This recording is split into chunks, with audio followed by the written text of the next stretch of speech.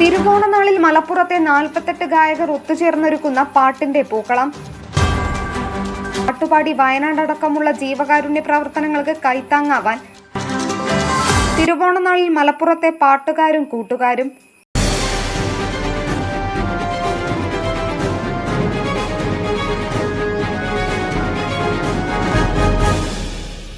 മലപ്പുറത്തെ ഗായകർ ഒരിക്കൽ കൂടി ഒത്തുചേരുകയാണ്.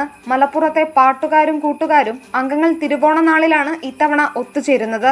മലപ്പുറം ടൗൺ ഹാളിൽ സെപ്റ്റംബർ 15 വൈകിട്ട് മലപ്പുറത്തെ പ്രമുഖരായ 48 ഗായകരുടെ ഗാനസദ്യ ഒരുക്കിയാണ് ഇത്തവണത്തെ ഓണാഘോഷം. ഇതിൽ നിന്ന് ലഭിക്കുന്ന വരുമാനം മുഖ്യമന്ത്രിയുടെ ദുരിതാശ്വാസ നിധിയിലേക്ക് സംഭാവന നൽകുമെന്ന് സംഘാടകർ പറഞ്ഞു. Nandana Babu, SS news, Malappuram. SS media, മലബാറിൻ്റെയും മലപ്പുറത്തിൻ്റെയും വാർത്തകളും വിശേഷങ്ങളും അറിയാൻ ഈ ചാനൽ ഇപ്പോൾ തന്നെ സബ്സ്ക്രൈബ് ചെയ്യുക.